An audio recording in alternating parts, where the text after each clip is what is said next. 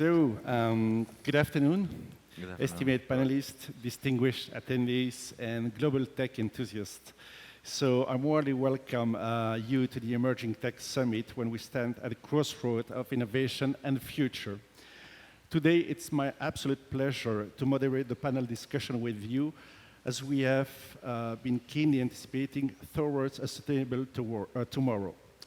In this rapid evolving landscape, our responsibility to foster sustainable practices has become more crucial than ever. Today's conversation represents a fusion of those two dimensions. On one side, we have the cutting edge shaping our life on a daily basis, and on the other side, the sustainable practices ensuring our shared heritage continuity. This distinguished panel I have here with me, consisting of leaders, we walk through the myriad facets of building sustainable future through technology's lens. That's very important. We aim to focus on those areas where technology has the potential to enhance sustainability. We stand at the frontier of technological progress, striving to balance it with the urgent necessity of ecological responsible conduct. So thank you for joining us in navigating this intertwining of technology and sustainability, and I look forward to a dynamic, enlightening, and action-inspiring discussion with you. So, to start, an opening question, very short answer, just to warm up the room. So, good afternoon, Alvaro. It's a pleasure to meet you. As a leader of your respective industry at ACWA, could you please share an overview of your company approach to using emerging tech in the pursuit of a sustainable future? Yeah, for sure. Thank you so much, Robert. Obviously, in ACWA Power, we've got a huge challenge in front of us in terms of this energy transition challenge.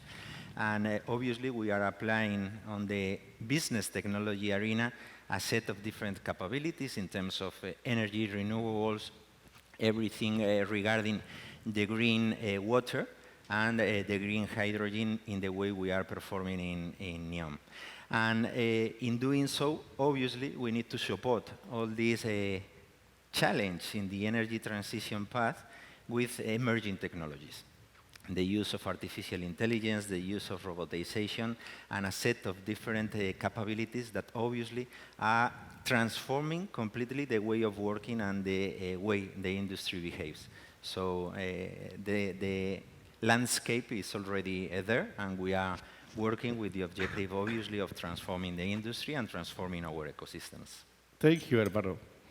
Good afternoon, dear Abdullah.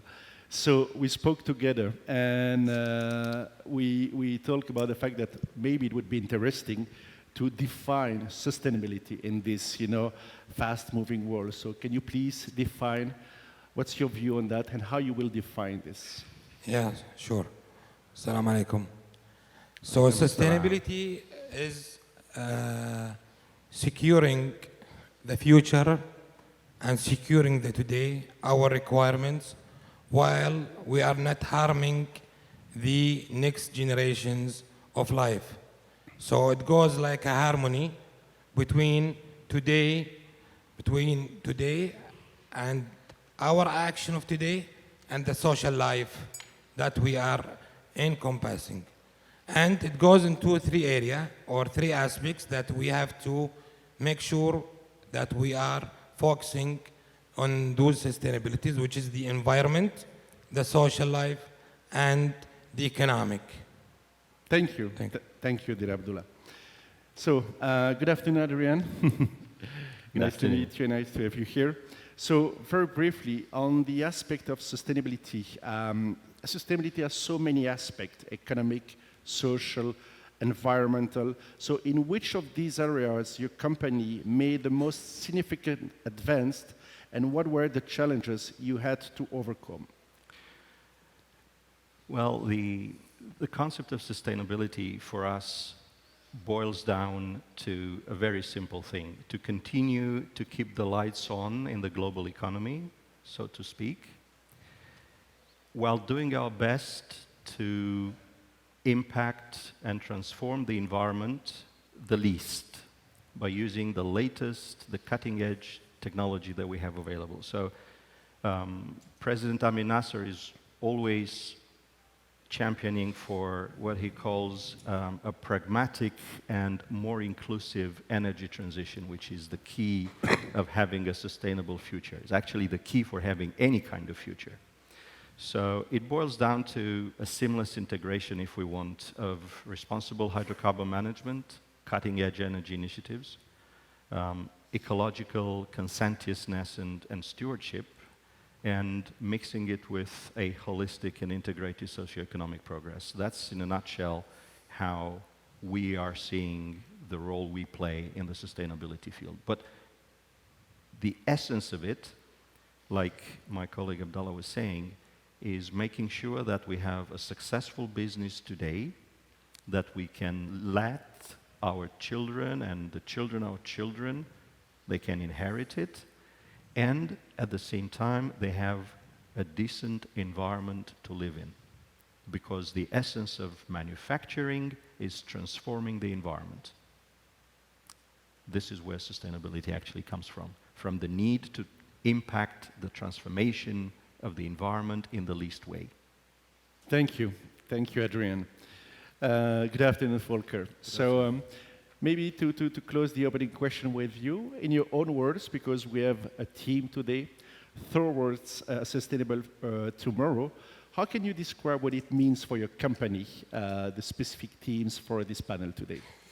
Well, as GreenCo, we seek to create market awareness by providing highly scalable, cost-effective, and profitable solutions in accordance with the Kingdom's vision. So in order to achieve this goal, we are combining scientific expertise with business sense and acumen. So we ask ourselves the question, what works and why not? We are investing in several areas in the renewable sphere, amongst them water generation, green building, on and off-grid solar solutions, hydrogen, and hospitality. Okay, thank you, Guy. So now we will move forward. So Alvaro, back to you. So can you please share with us any specific examples of how your company has used emerging technologies to reduce environmental impact and improve sustainability? And what kind of challenges did you face while implementing those innovations? Okay. We are trying to embed the emerging technologies in everything we do in order to improve sustainability in the ecosystems in which we are operating. And in doing so, for instance, we are introducing the robotization and how this automation could improve the sustainability of our environment in the places we are investing in. Take a look, and we are operating large photovoltaic implants. Okay, from the minimum size is 1.5 gigawatts. That's a huge amount of square kilometers. And up to now, the way of cleaning these photovoltaic plants, it was through traditional trucks. We introduced the robotization in ACWA Power in a massive automation effort. And in order to give you certain kind of reference, the most robotized country in the world nowadays is South Korea, with 0.3 robots per working citizen. In ACWA Power, we've got 1.5 robots per employee, and we are looking for introducing nearby 5 robots per employee in the next 5 years' time. This has changed completely the way of operating the cleaning process in a photovoltaic plant. When we are talking, for instance, of a large one of 4 gigawatts, it represents, in terms of water, transforming the wet cleaning to dry cleaning with robotization implies eliminating completely the water in the cleaning process, introducing artificial intelligence in order to launch the cleaning when the cleaning should be done, and reducing all the fuel in terms of running all these trucks to cleaning this process. When we transform this, for instance, 8 trucks to clean up 4 gigawatts photovoltaic park, we are reducing the water consumption by the water that's consumed in Saudi, in the entire Saudi, in one day. Or we are introducing or we are reducing the emissions of carbon into the atmosphere by the equivalent to 300 travels from London to New York. You can identify that this kind of activities in terms of deploying technology, we are performing the equivalent of planting 3 million trees that represent 0.03% of the Saudi 2030 challenge. If every one of us, in the mean of our possibilities in the industry, performing this way, with only 360 industrial entrepreneurs working in this direction, we will covering the water consumption of Saudi through this kind of energy efficiency, through this kind of introduction of technology in our daily way of working.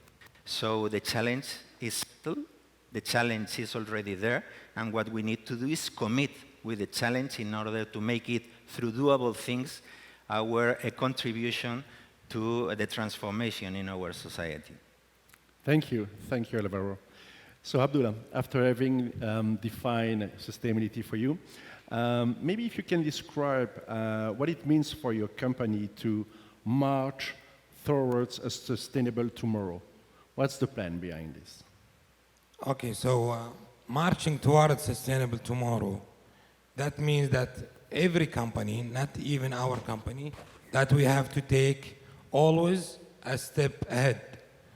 And for taking this step ahead, for example, on every function on the company or sometimes it goes from the CEOs, that one of the core strategy of those departments or those functions, or let's say the company itself, one of the core strategy is the sustainability.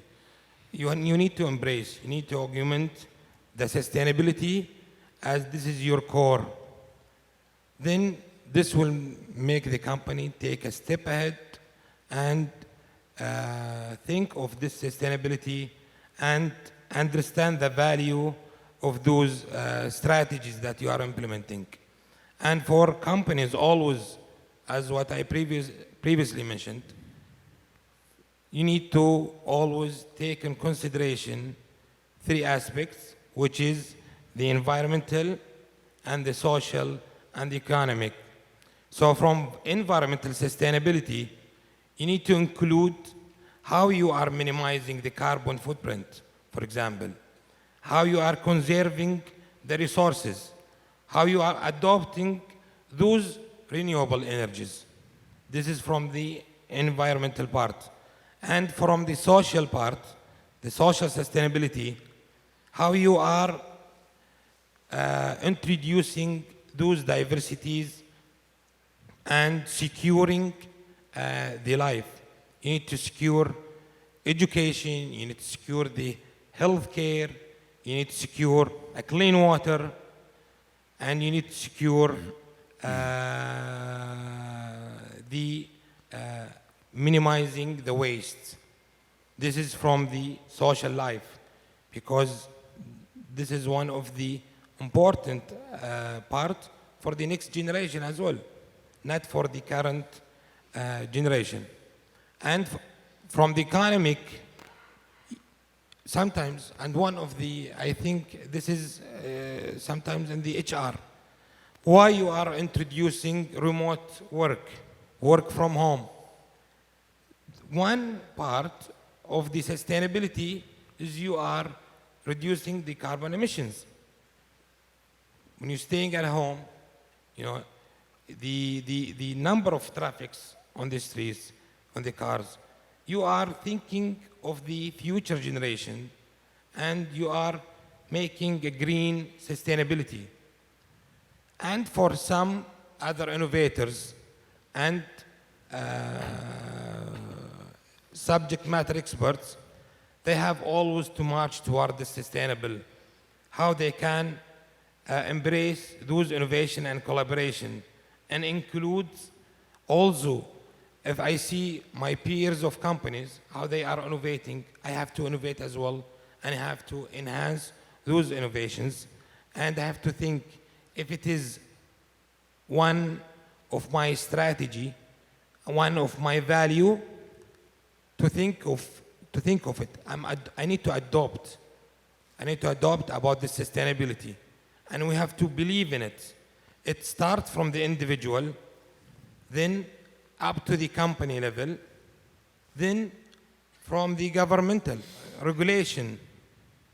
Most of the companies, like Saudi Arabia, for example, now they are implementing those sustainability. This is one of the regulations that we have to sustain it. We have to maintain it. Cutting, for example, one tree, you have to implant 5 trees.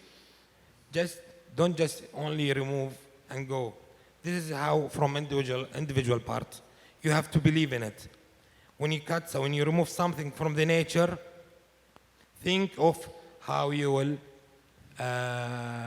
Replace it. replace it. Yes, that's it. Thank you.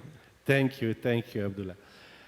Adrian, so technology and innovation often drive sustainability. Yeah. Can you share how your company embraces technology in promoting sustainability first, and if any innovation you're particularly proud of? Yes, indeed. Evolution is the key for success, and technology just evolves constantly.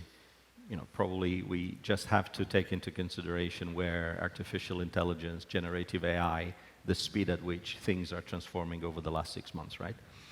So in Aramco, there are 2 aspects here. So I'm part of Saudi Aramco Base Oils, which is a small entity of the huge Saudi Aramco mother companies. Saudi Aramco is involved in breakthrough technology research and they are involved in a vast array of issues, from new energy, hydrogen, green and blue hydrogen, renewable energy, cutting-edge chemical research. In Saudi Aramco Base Oils, we use technology in a very pragmatic way. We follow the tenets of the larger Saudi Aramco company, which is focus on pragmatism for everything you do. So for us, we bring technology to the table to do basically a few things. We are minimizing our carbon footprint. We are reducing our energy intensity.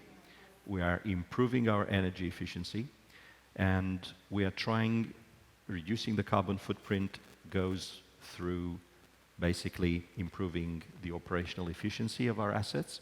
But our assets, we cannot shut them down. They work 7 days a week, 24 hours a day throughout the year. We stop every 4 or 5 months. 4 or 5 years. Sorry, we have some noise at the back. The robotization. That's AI, okay. If you can just ask, please. One of the mics Yes, back one of them at the back of the room is still on. Yeah. Okay. Yeah. So pragmatic technology development. That means improving our operational efficiency. So we bring a lot of new technology to make sense of the vast amounts of data our plants are generating for improved decision making.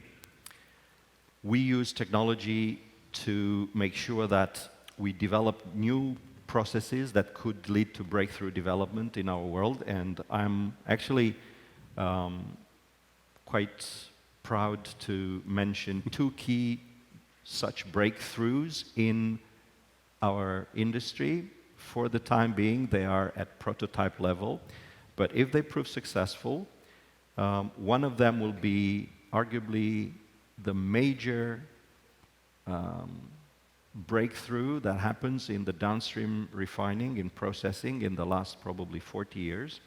We are looking at doing hydrotreating of some of the products that we are manufacturing, not in the traditional way, by putting the product in a reactor under high pressure, temperature, in the presence of a catalyst, and use hydrogen to remove the sulfur, but using a sonicator device that induces cavitation in the liquid, and it fixes the sulfur molecules. So this was proven in the lab. It's under the supervision of a research team coming from us, together with the research team from King Abdullah University for Science and Technology. And now we're developing a pilot test in one of our refineries. So if this works, it will be a major breakthrough. We're also bringing a lot of, we're trying to bring innovations in the way we capture carbon dioxide from our emissions.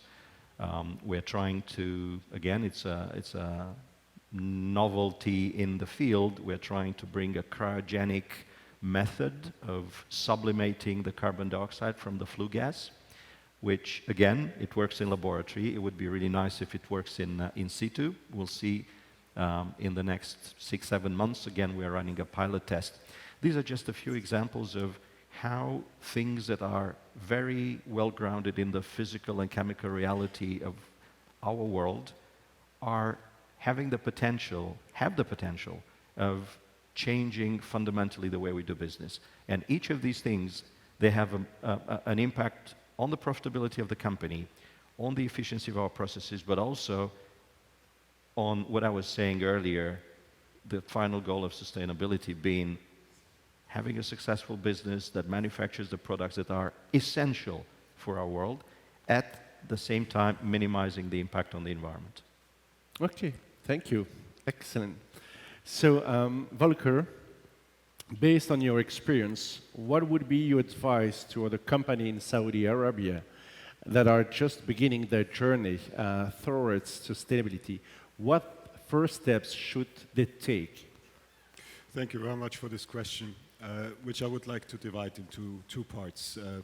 First, I'd like to look at the market from a foreign perspective, which is mine. And I cannot underline enough the absolute necessity to put boots on the ground, establish a track record and credibility locally, set up manufacturing facilities and local offices, expose yourself to the full of potential that is offered to foreign companies that show flexibility in their approach and are able to adapt to local requirements. Physical presence in the kingdom is imperative. If you're willing to invest, you will find that respect for capital and innovation is second to none. You will be supported locally and internationally, and I believe that is a very, very attractive package. I would advise to look at the vision because it is unambiguous. For a lot of foreign investors coming into the kingdom, it is clear that just as demand created by the giga projects will grow, so will the demand in infrastructure, tech, and renewables. Now, this is the enabler, and then we as the private sector, we will have to follow suit. I would say look to create win-win situations and don't neglect the importance of social contributions in this market. I'd recommend to look at hydrogen. I mean, just the example, I'm sitting here with my co-panelist from Aramco and ACWA Power. Well, the gentleman is not here today.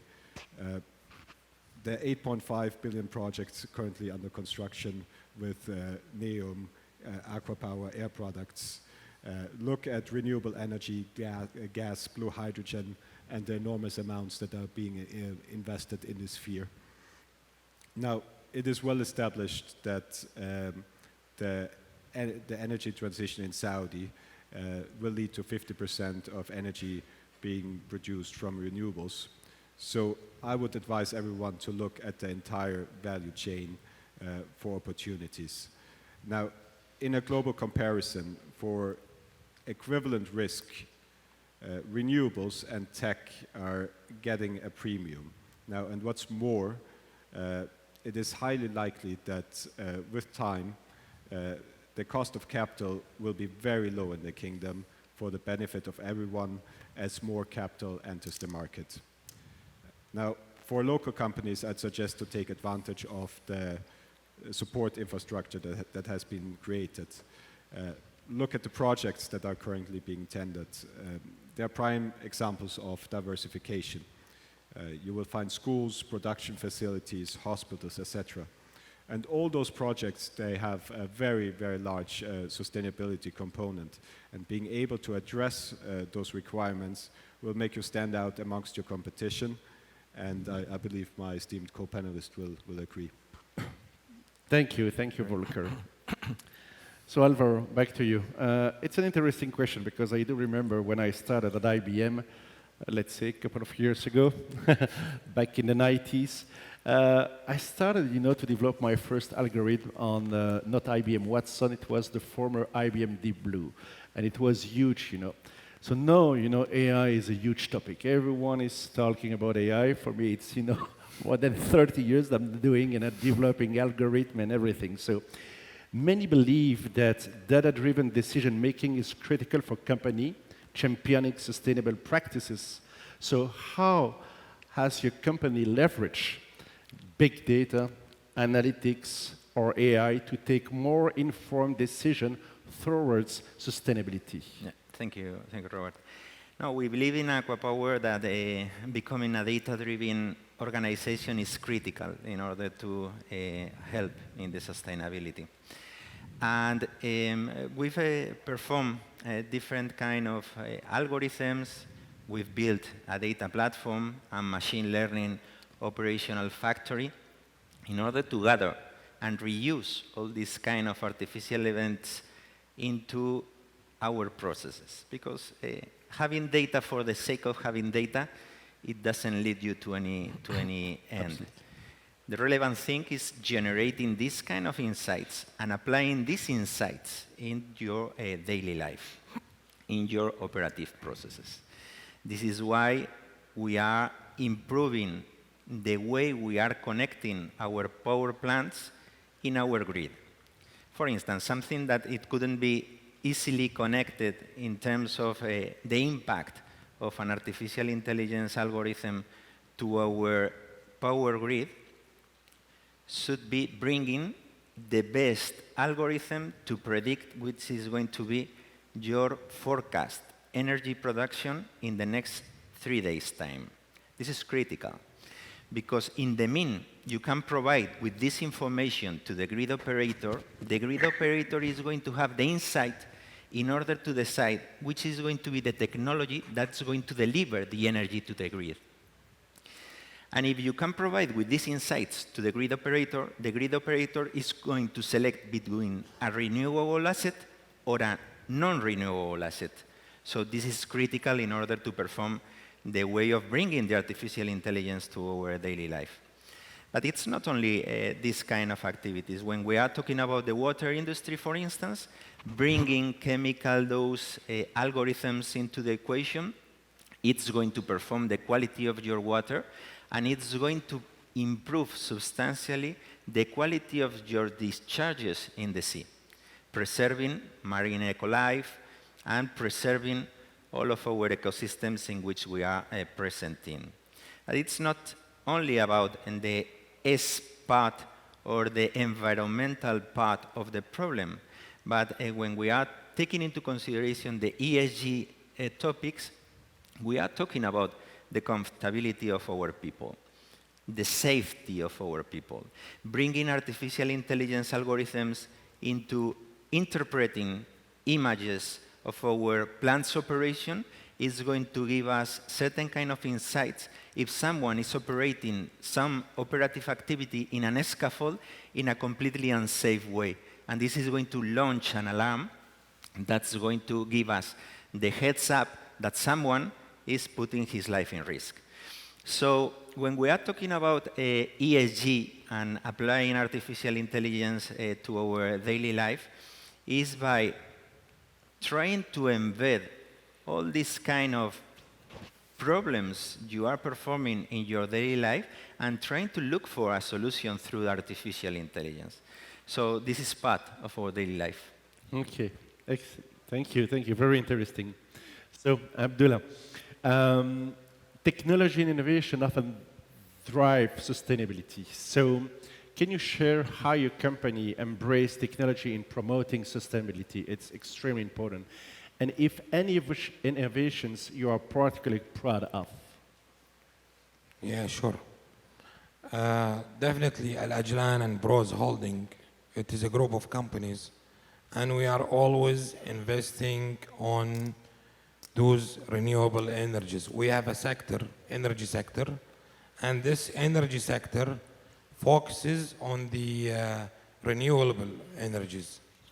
And those renewable energies start from solar panels, and we are also, there is a big discussion for the wind turbines and for the energy storages as well.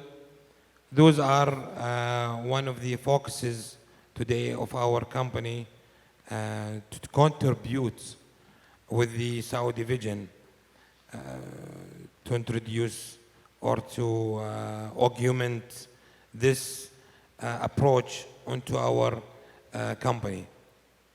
Also, there is from transportation part, we have a discussion with different countries on the transportation, how we are also bringing the EV cars, the autonomous cars to Saudi to reduce also the, or to introduce the green environment through those autonomous cars.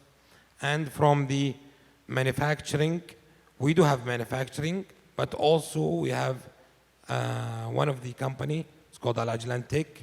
This company is focusing, they have one pillar, focuses on the IoT, those sensors, and one of the goals of those sensors is how you can reduce the damages of the warehouses, of the goods you have. This is really important, I think, parts for the IoT parts. And also from agriculture, we have a sector.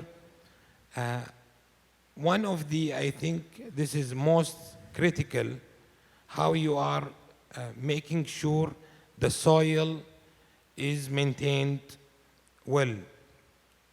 Maintained well, sometimes introduced by, there is some technologies or some companies, they introduced drones to go over the farms and to check the soils. And there is also sensors, you know, those sensors gives alert through the IoT as well. And it senses the humidity of the soil and the water, if they are dry, not dry, those things. And also our last sector we have is the healthcare, where we want to introduce the telemedicines, and this is also really important today, how you are doing or diagnosing remotely, and this is also will reduce the gas emission and maintain the sustainability. And the healthcare services is really important, I think, nowadays, where also patients, they don't have to drive to the hospital for the, let's say, preliminary checkups, while they can do it through over the internet. Okay, thank you, Abdullah. Adrian, I have two questions for you, but you will see somehow they are connected. Firstly, many believe that data-driven decision-making is critical for companies championing sustainability practice. How has your company leveraged big data, analytics, or AI to take more informed decisions towards sustainability? I ask the same question to Alvaro. But finally, and secondly, when it comes to technology, innovation often stems from partnership or a collaboration. Could you share any significant collaborations your company has experienced with tech firms or startups that have accelerated your sustainability initiatives? Thank you. Yeah, thank you. Very interesting question. So the first part, I mentioned it to a certain extent before. We are looking at bringing technology that makes a difference at the end of the day, and the difference needs to be quantified in better operations, safer operations, more money, more satisfaction in general. So we started, I would say 5, 6 years ago. I was involved in a pilot test that was looking at bringing some kind of smart algorithms to analyze what are the optimum running points for our refineries. In the refineries, you have a certain, it's an interesting thing. The people who have the finger on the profitability of your company are the guys who operate the control rooms. Now, those people, they run the business based on a number of physical parameters that are recommended by the technology licensors, but they have absolutely no idea what are the consequences, the financial consequences of their actions. So we thought, well, why don't we bring the financial information from the executive level, where that kind of information is available, to the bottom of the organization, to the folks who are the console operators, the guys who have their fingers on the profitability control of the company.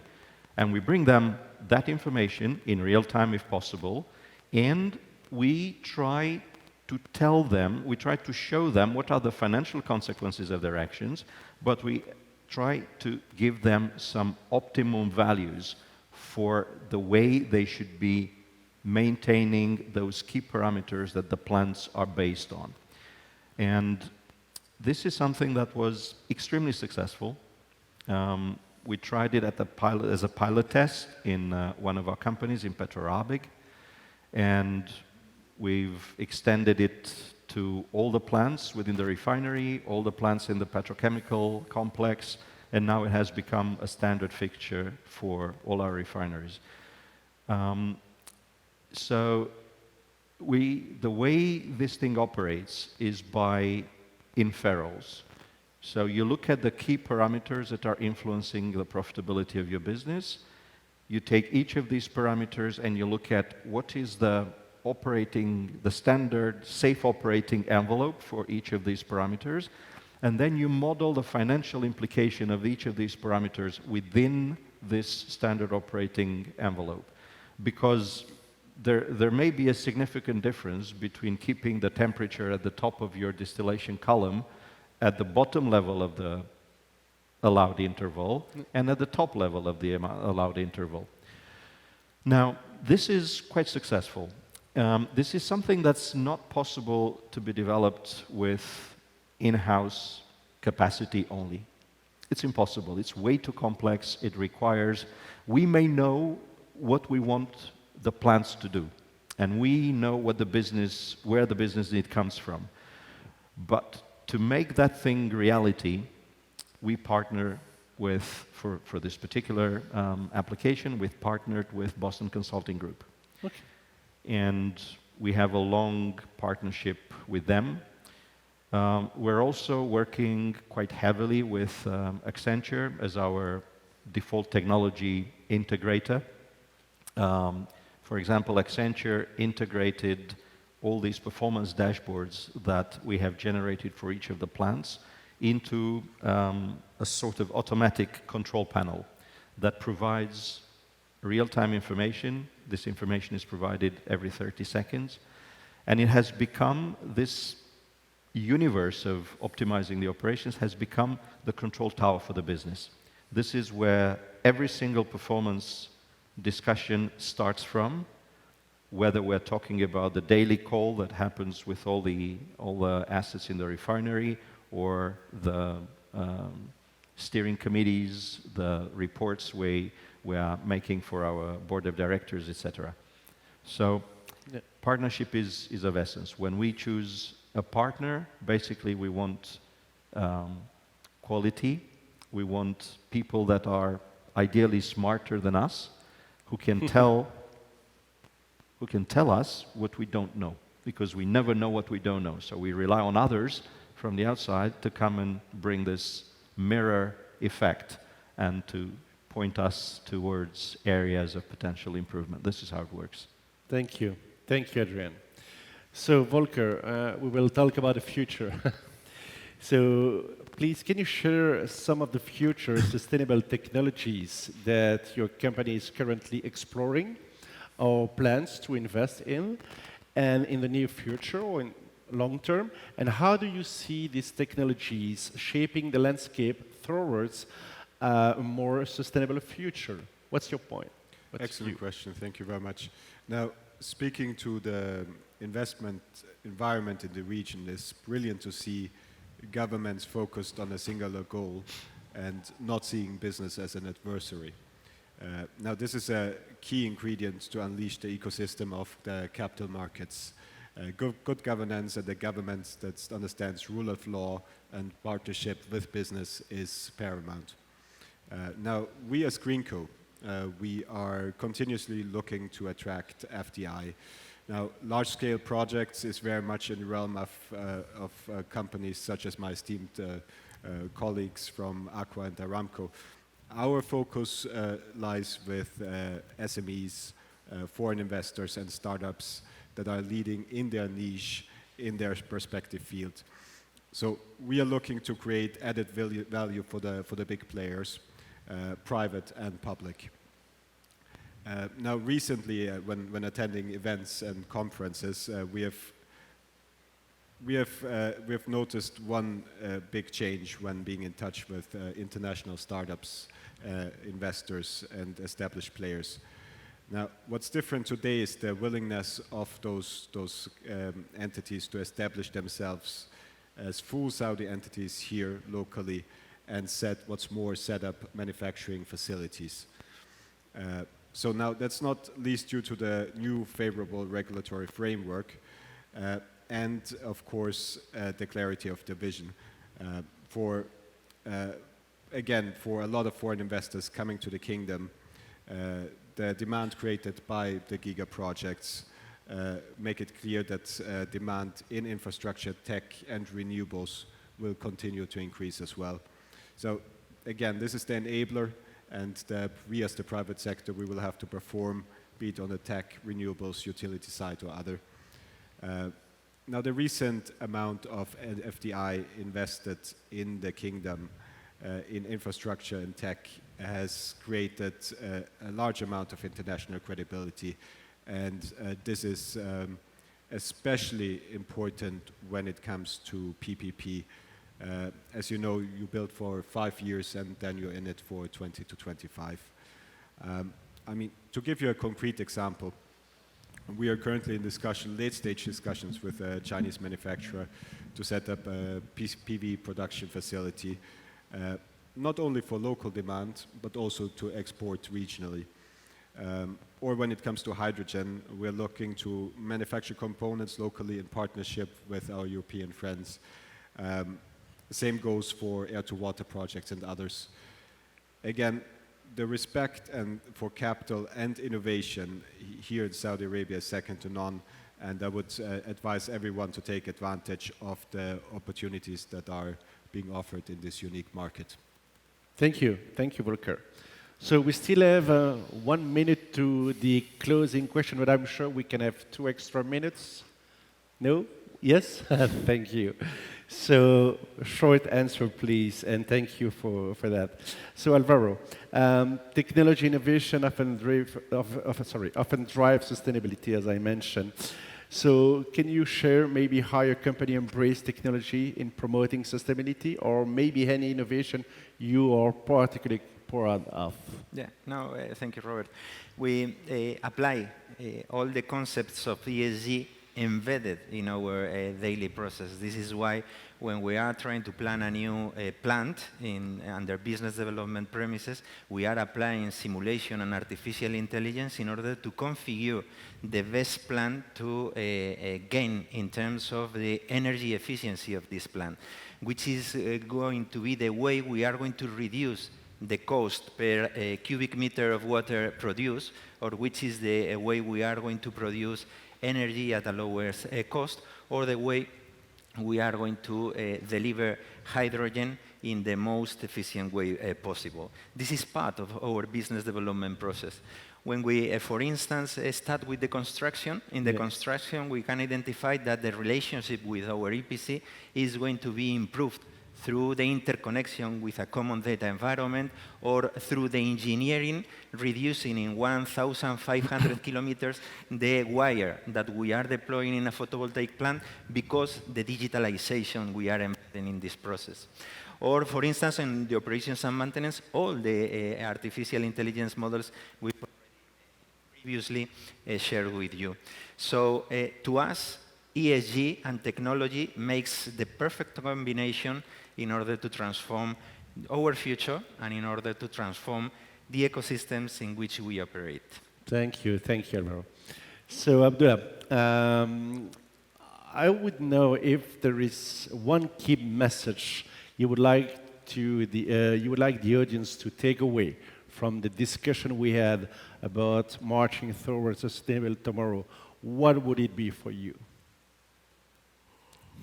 I would say we should not be selfish, and we should care about the environment, and we should care about where we live by protecting our health and our next generation people. I think it's clear, a very clear message that It is. we should follow. It starts from myself and start always from individuals.